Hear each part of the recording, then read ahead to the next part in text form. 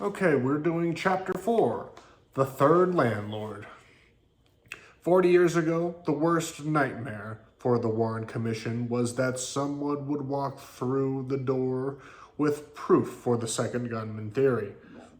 A second gunman was to be avoided at all costs. Because what if someone had seen a third gunman? This was actually something they were going to nip right in the bud. News of Atta's third landlord in Venice was treated in the exact same way. A third landlord brought unwanted attention to the role of the Venice airport in the terrorist conspiracy, and there was an enormous can of worms there, waiting to be opened. The Venice airport is a string of nondescript buildings and hangars running for several blocks down one side of Airport Avenue just before it dead ends at Casperon Beach on the Gulf of Mexico. Across the street is the Sandpiper Apartments, a drab two-story stucco building next door to the equally colorless Lemon Bay Apartments, also maintained by the same management. When we arrived at the Sandpiper, we made a beeline up the stairs to Unit 26, Atta and Amanda's unit. It certainly looked normal, nothing to indicate that a mass murderer had walked through that door or walked down those steps. When we stopped at the apartment next door, Stephanie Fredrickson, a pleasant-looking 50-year-old housewife, answered, smiled as we told her why we'd come, and invited us inside. Stephanie Fredrickson is nobody's idea of a conspiracy theorist. She cares during the day for the baby of a friend needing help. She had not sought publicity, nor had she spoken to the press. And a good thing, too. From what she told us, she clearly believes she would have been in trouble if she had. We were soon sharing iced tea while she told us what had happened at the complexes after the attack. The only interruption came when the baby she was caring for, a sparkling-eyed little girl, woke up from her nap. In the first few days after the attack, all of the local newspapers in the Venice area, the Sarasota Herald Tribune, Charlotte Sun, and Venice Gondolier, reported that Mohomed Atta had lived at the Sandpiper Apartments. The Sandpiper, Stephanie explained, had been home to a transient tenant population which included an ever-changing roster of foreign pilot trainees learning to fly at the twin flight schools across the street, Huffman Aviation and the Florida Flight Training Center.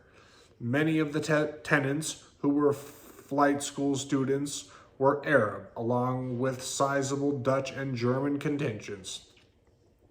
All had come to learn to fly, supposedly, in the single-engine trainers speckling the tarmac across the street. We say supposedly because we will soon hear that Mohomed Atta already possessed pilot's licenses from half a dozen nations. When we arrived in the U.S. ostensibly to learn to fly,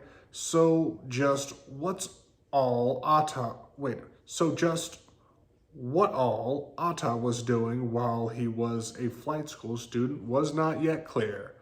Atta's stay in the Sandpiper was a small part of local news coverage. No particular evidence was placed on it.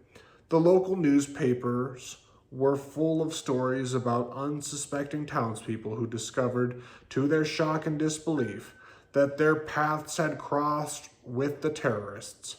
Several accounts quoted landlord Charles Grappentine saying Atta had been living in his apartment building with Amanda Keller in April in apartment 26 on the second floor. Atta was also said to have been close to a group of 6 Middle Eastern men who had been renting a downstairs apartment. One of the men in the downstairs apartment had been positively identified as Atta's sidekick, Marwan al-Shehi, who was in fact his bodyguard. So the public record in Venice anyway, was clear. Somehow, though the news of Atta at the Sandpiper wasn't included with those of the other two Venice landlords. Steve Kona, owner of the house the terrorist duo rented for 6 months, and Charlie Voss, the Huffman employee, with whom they lived for a week. Why was that? If the reports of Atta living at the Sandpiper were any less credible than the others, local newspapers wouldn't have carried them.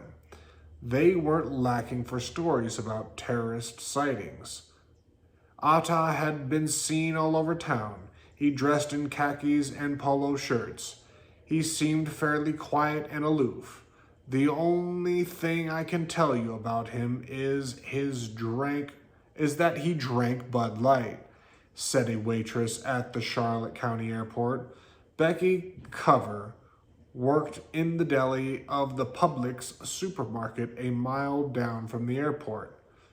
I was on the phone with my mother-in-law when they started showing pictures of 3 different guys on TV. Atta was one of them, and immediately I recognized the faces and told my husband then, "My God, those are the 3 guys. They were just in the store a week ago. The week before they were in the store, they got subs." Becky says the terrorist pilots were in Venice just 1 week before the attack.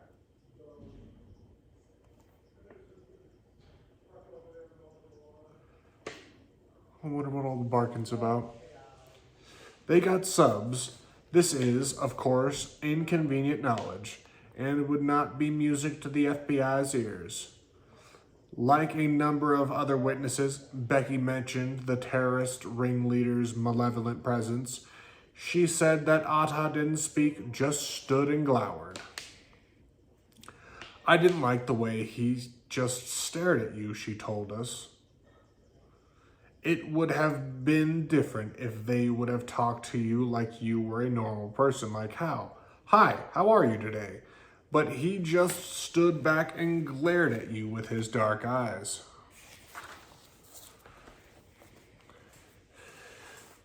Few people we spoke with who had met Atta were surprised it had been him piloting a plane in the attack. No one said what you unusually... Wait a minute. No one said what you usually hear, which is, "Oh no, not him, it couldn't be." No national newspaper picked up the reports of Atta living at the Sandpiper. One paper, the New York Times, even sent a reporter who made persistent attempts to spike it, winning him the enmity of Sandpiper residents, including Stephanie Fredrickson, who knew different. During our afternoon at the Sandpiper with Stephanie Fredrickson and Charlie and Paula Grappentine, we learned that even before the September 11th attack, Mohomed Atta had stuck out in a way that made him hard to forget. "He was very unfriendly," said Paula Grappentine. "He wouldn't talk to women." Atta stopped by the Grappentine's apartment one time to discuss something regarding the complex, Paula stated. "He came to talk about something and said, 'I don't talk to women and you're supposed to look down when you talk to me,'" Grappentine recalled. "He treated women like they were under him." We heard the same complaint from neighbor Stephanie Fredrickson, who confirmed the Grappentine's account. Atta and Amanda lived next door for several months, she explained, and he was no picnic as a neighbor. What she really wanted to talk about, though, was how she and other building residents like the Grappentines had been harassed and intimidated by agents of the FBI in an effort to keep them from talking to reporters.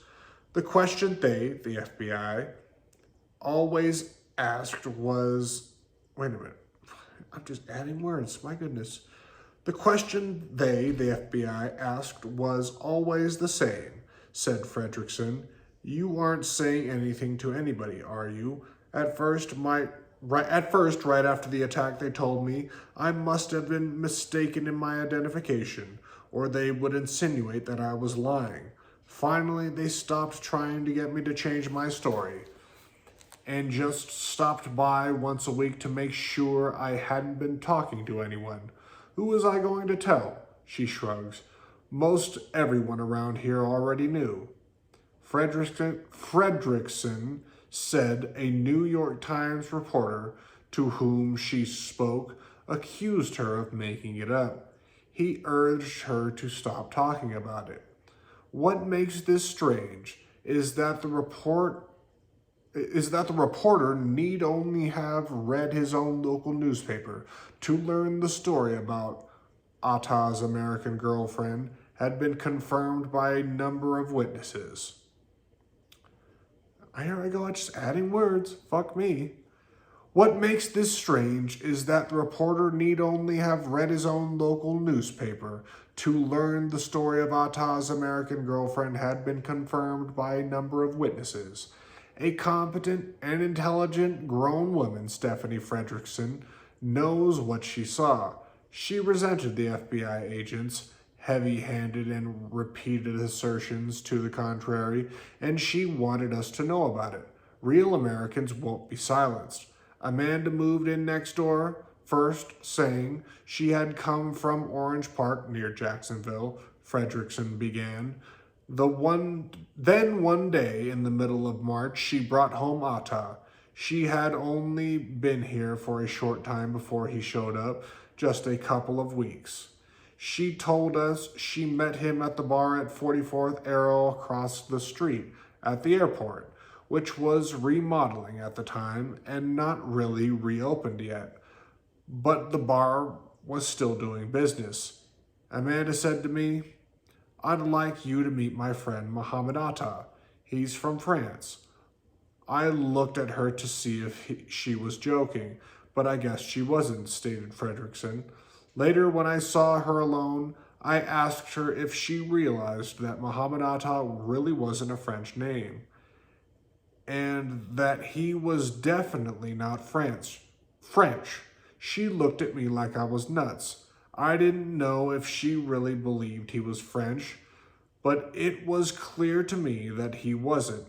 When she arrived at the Sandpiper Apartments with Mohomed Atta in tow, Amanda Keller was a good-looking, sexy 20-year-old with pink hair living a fast life. She is still remembered fondly by some in Venice. But when we first heard she thought Atta was French, however, we concluded that she was perhaps not the sharpest knife in the drawer. This may have been a little hasty. After we met her, we discovered that Atta spoke fluent French. Atta and Amanda's brief relationship was troubled, Fredrickson said. While Atta's cheesy taste for infidel flesh is well known, when it came to his own girlfriend, he apparently balked at sharing glimpses of it with others. This created difficulties, since his girlfriend was a lingerie model, and it became something of an issue for the couple. That's when she started dressing really slutty and dyeing her hair pink, Fredrickson said. She wasn't going to let herself be controlled by him. The more we heard about Mohomed Atta, the more his image as an Islamic fundamentalist began to crumble. An Islamic fundamentalist who shacks up with women with pink hair fits no definition of Islamic fundamentalist we've come across. Pink hair doesn't seem Wahhabi. But perhaps Atta wasn't who we've been told. But perhaps Atta wasn't who we've been told us he was. Strange way of writing, I gotta say. Considering the bombshell Stephanie Fredrickson casually dropped into our conversation between burpings of the baby, we already knew that Atta was a kitten killer. Now we learned he beat his girlfriend too. There were a couple of times he beat her up that I know about, Fredrickson said. mostly over the slutty way she dressed to go out to meet her escort service clients. Her hair was always done up in a dozen funky colors, and she always dressed, well, like a hooker, said Stephanie. Fantasy and Lace would send a car and driver to get Amanda, she said, and I would hear the driver and Atta arguing out on the balcony. Atta didn't want her to leave. The third time it happened, the third time he beat her up. She put him out, said Fredrickson. She threw his 2 suitcases and a blue Gold's gym bag, which he always carried around with him, over the balcony railing onto the driveway in front of the apartments, and called a cab to come get him. Fredrickson was glad to see him go. He was really a nasty guy, she says. He had no patience and seemed to be mad at the world. One day, I remember, it was raining out, and I left my apartment at the same time he came out of his. He didn't have a car that day for some reason, so I offered him a ride. He got furious and shouted at me, "You don't speak to me unless I speak to you first." I said, "Get over yourself, bub," she said. "You're in America now."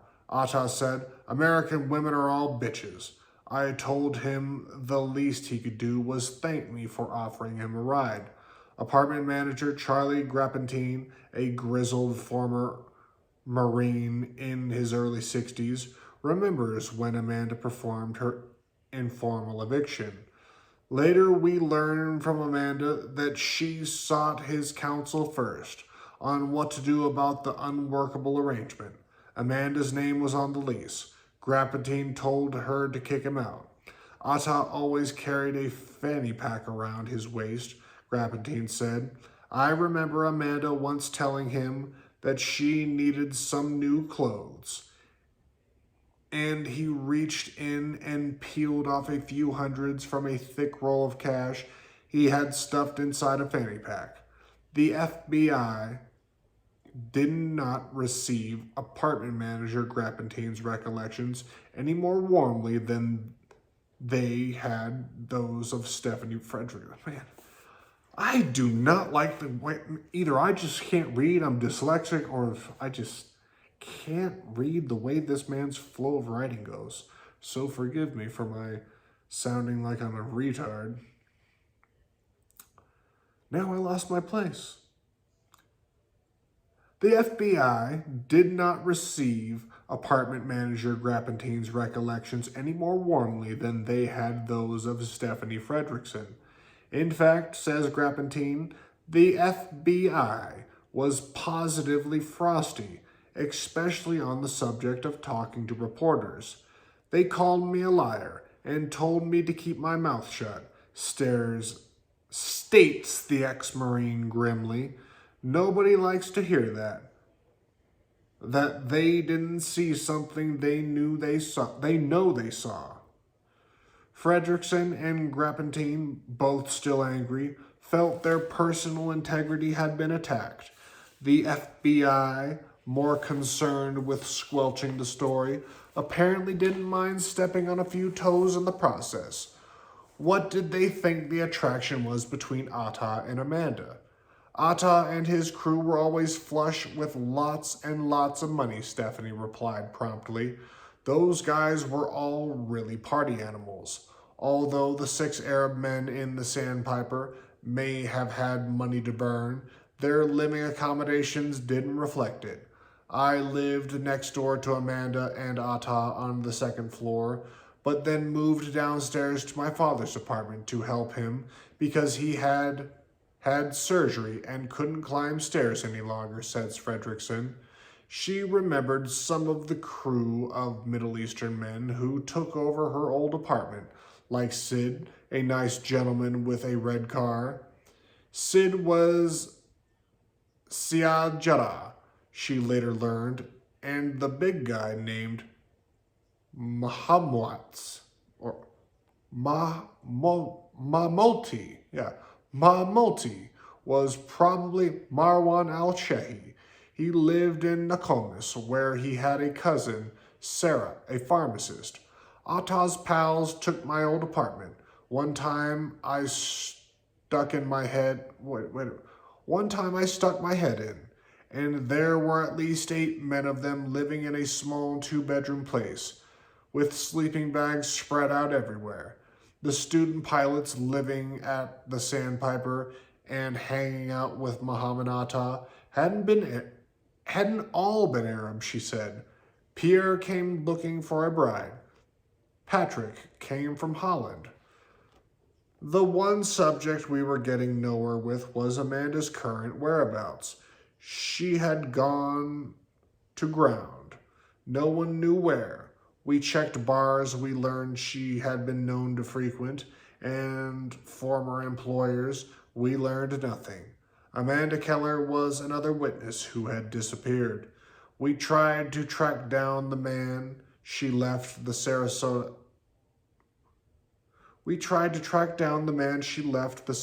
nightclub with the night she broke up with Atta, Garrett Metz. Garrett was a dark-haired guy, a good-looking little shit, remembered Stephanie. Unfortunately, Garrett was now dead, killed in a car accident. His brother, who remembered Amanda, gave us the names of several of her girlfriends, and we began looking for them. The reason for our urgency was that it was clear after interviewing Charlie Grappentine and Stephanie Fredrickson, the FBI had been extremely anxious to suppress news of Amanda Keller and Mohomed Atta's dalliance. There must have been a reason. One of the things which puzzled us was why Amanda hadn't told her story to a tabloid. A girl who makes her living as a lingerie model could probably use the money. Certainly the tabloids would go nuts to get her story. Terrorist's girlfriend bears all. Would sell a lot of papers in the checkout line. Why hadn't she? Was something preventing her, or someone? We found a clue on the 1-year anniversary of the attack, filed by the Associated Press. The headline said it all. 1 year later, 19 hijackers, still a tangle of mystery and contradiction. We thought, is that on purpose? While Atta had been living at the Sandpiper Apartments, apartment manager Paula Grappentine told reporters he had a lot of visitors. The building's owner, Vicky Kaiser, told authorities that I have to be dyslexic, man. This is fucking crazy. The building's owner, Vicky Kaiser, told authorities that the students smoked a strange tobacco which smelled like marijuana. This will be by no means the last reference to drugs we will come across in connections with the terrorist conspiracy. It was clear the FBI didn't want the public to know that Mohomed Atta returned, or maybe even remained in the Venice area after receiving his multi-engine commercial pilot's license on December 21st, 2000. Maybe it would open up that endless can of worms Senator Fulbright talked about. This notion received some support when we discovered another local news account about Mohomed Atta and Amanda Keller. One we'd missed because it didn't come from Venice, but from Northport, the next town southeast of Venice.